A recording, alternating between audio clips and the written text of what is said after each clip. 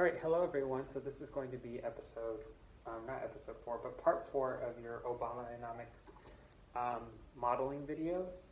And so now we're going to be talking a little bit about trade policy, and specifically kind of understanding the effects of government intervention in international trade.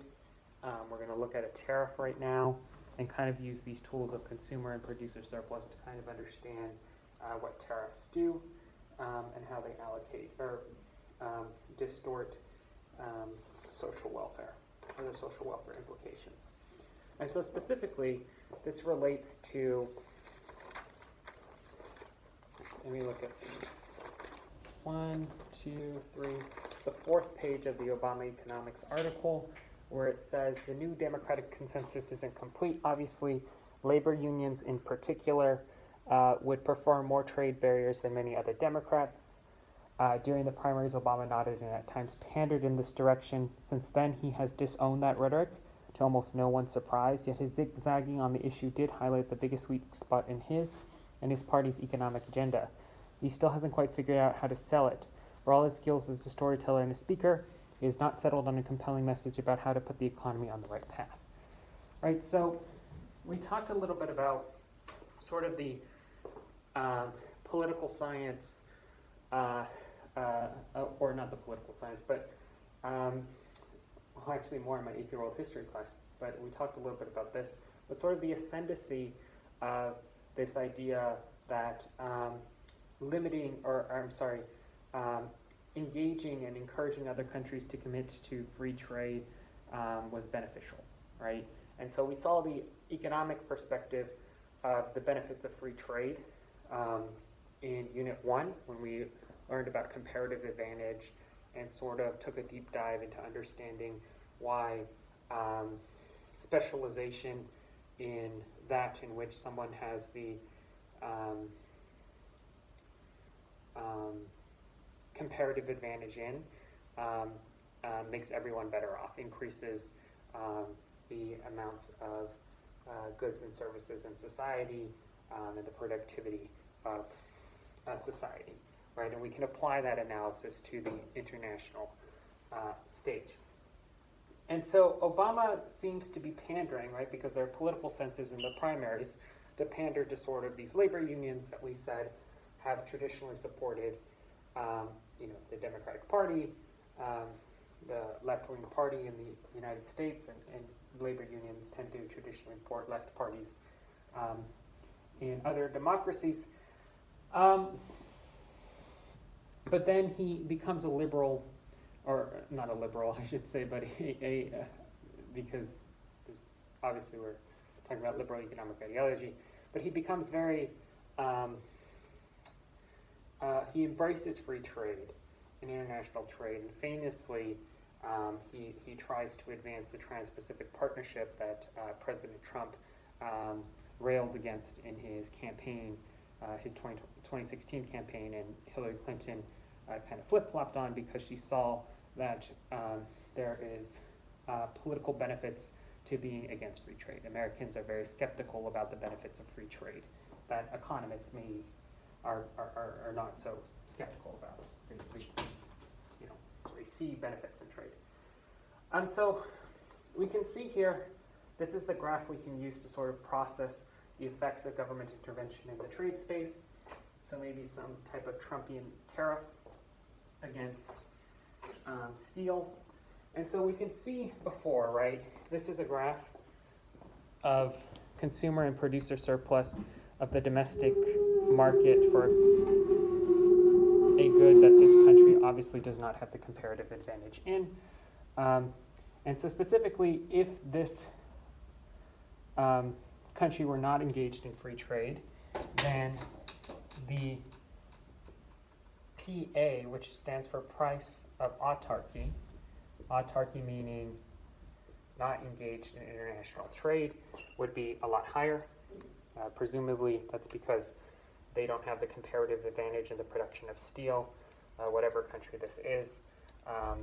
They perhaps are not as productive as other countries, have more inputs or more costly inputs such as labor or perhaps capital that drives up the cost of production, and so therefore are asking for a higher price.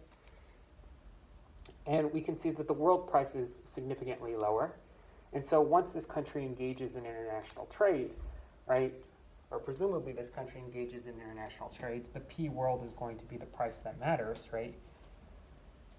And we can see sort of a gap that exists between the quantity supplied, and remember this is a graph of the domestic market, the quantity supplied in the domestic market, and the quantity demanded by the domestic market is quite larger than the quantity supplied by the domestic market. And we can, in this example, however, this gap doesn't lead to deadweight loss as we saw in, a binding price ceiling would, but we can actually import this difference, right? And we expect people to import this difference. And then we can see the welfare implications of this by using consumer and producer surplus. So consumer surplus reflects the sort of the social benefit in dollars. Hey, Michael, how's it going? So can you maybe print one again? Yeah, sure thing. The social benefit in dollars associated with, or sort of, consumer surplus reflects this idea that there were people that were willing to pay more money for this good or service, but got to acquire it at this price, right? There were people, as we can see further along the demand curve, and we can actually measure it by going down to the x-axis, they're willing to pay more money, but actually got it at this price. And producer surplus reflects this idea that people were willing to supply this good. There are producers willing to supply this good at a lower price point, but again, got to supply it at PW. Right, so we can see that producer surplus is smaller thanks to international trade in this steel market, in this environment in which obviously these domestic steel makers aren't particularly good at producing steel compared to, it seems, other world producers. Producer surplus is smaller, but consumer surplus is quite big, right?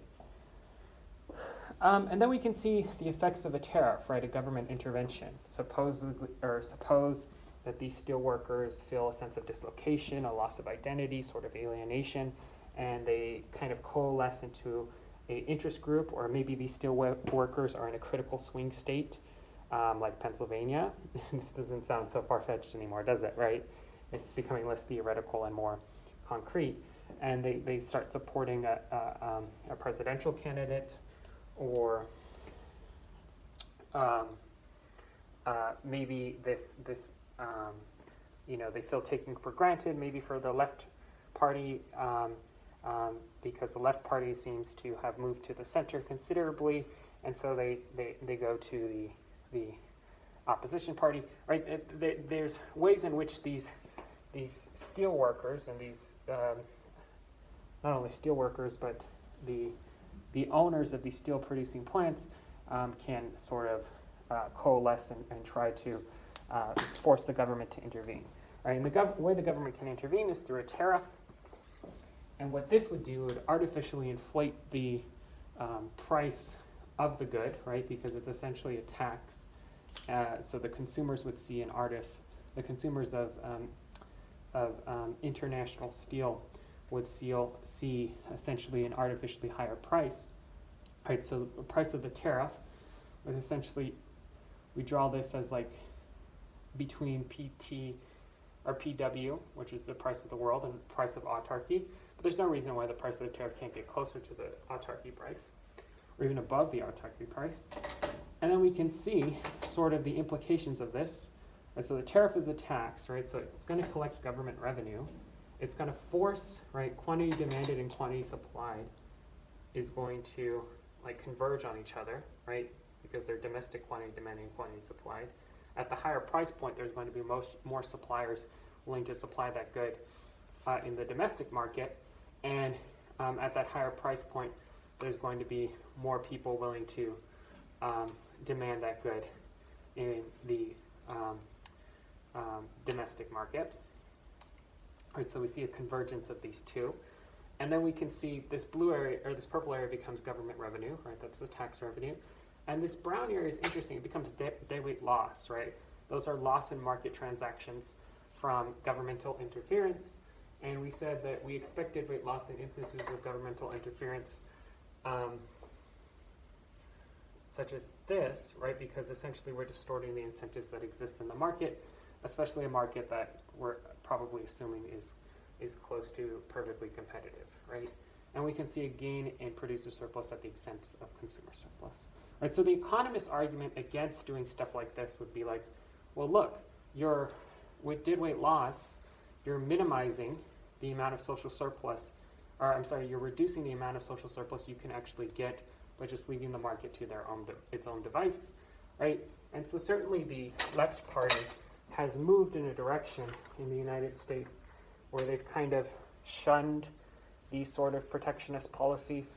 But then, I wish I had printed out a picture of Donald Trump, right? And so there was sort of this consensus that builds in the 90s when Bill Clinton takes the left party more to the center and the signing of NAFTA and free trade agreements, this sort of ascendancy in the belief of the power in the market. And we see Obama kind of shuns, right? This would be his interpretation of sort of protectionist policies. He kind of shuns these policies, even though he might have pandered to them in the 2008 primary.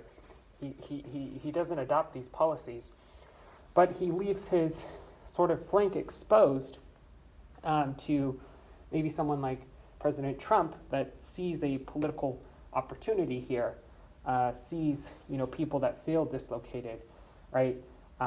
Obviously, people that have lost their jobs as a consequence of international trade and don't have a government that has retrained them or provided them with sort of redistributed or provided them with means to sort of make a living elsewhere or done an effective job at kind of moving them into more productive sectors of our economy, because there are obviously losers in trade, as we can see here, provides him with an opportunity.